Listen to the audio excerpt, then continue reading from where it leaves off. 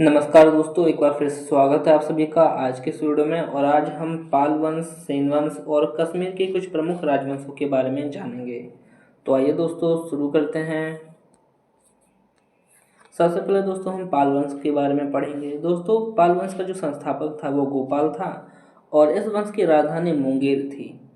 और पाल शासक यानी कि दोस्तों पाल वंश में जितने भी शासक थे वो सभी के सभी बौद्ध धर्म के अनुयायी थे। गोपाल जो कि पाल वंश का शासक था, इसने ओदंतपुरी विश्वविद्यालय की स्थापना की थी। पाल वंश का सबसे महान शासक दोस्तों धर्मपाल था, जिसने विक्रमशिला विश्वविद्यालय की स्थापना की थी। और दोस्तों 11वीं सदी में गुजरात के एक कवि थे जिसका नाम सोरठल है। इसने धर्मपाल को उत्तरापथ स्वामी की उपाधि से संबोधित किया था। दोस्तों सोमपुर महाविहार का निर्माण भी धर्मपाल ने ही करवाया था।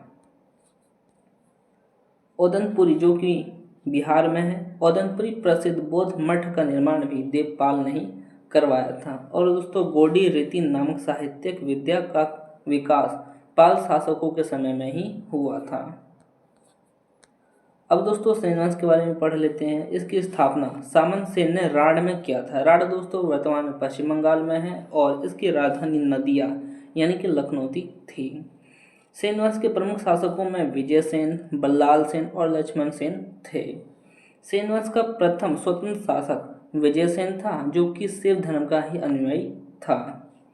दान सागर और अद्भुत सागर नाम ग्रंथ की रचना सेन शासक बल्लाल सेन ने ही की थी। दोस्तों लक्ष्मण सेन की राज्यसभा में यानी कि दोस्तों गीत गोविंद के लेखक जयदेव थे और पवन दूत के लेखक धोई और ब्राह्मण सर्वस्व के लेखक हलायुध थे। और ये तीनों कवि लक्ष्मण सेन के ही राज्यसभा में रहते थे। और इन कवियों में हलायुध लक्ष्मण सेन के प्रधान न्यायाधीश और मुख्यमंत्री था। विजय सेन ने देवपाड़ा में शिव की विशाल मंदिर का निर्माण भी करवाया था। दोस्तों सेन राजवंश प्रथम राजवंश था जिसने अपना अभिलेख सर्वप्रथम हिंदी भाषा में उत्कीर्ण यानी कि हिंदी भाषा में लिखवाया। लक्ष्मण सेन बंगाल का अंतिम हिंदू शासक भी माना जाता है। अब दोस्तों कश्मीर के कुछ प्रमुख राजवंशों के बारे में भी समझ लेते हैं, जिसमें कश्मीर पर शासन करने वाले कुछ प्रमुख राजवंश थे, जिसमें कारकोट वंश, उत्पल वंश और लोहार वंश थे। दोस्तों 627 ईस्वी में दुर्लभ वर्धन नामक व्यक्ति ने कश्मीर में कारकोट वंश या हिंदू वंश की स्थापना की थी।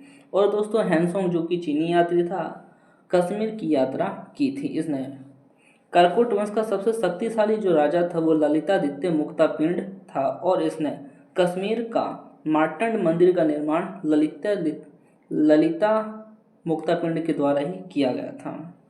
कारकोट वंश के बाद दोस्तों कश्मीर पर उत्पल वंश का शासन शुरू हुआ और उत्पल वंश का जो संस्थापक था वो अवंती वर्मन था। और दोस्तों अवंती वर्मन ने अपने नाम पर ही एक अवंतीपुर नामक नगर की स्थापना की थी।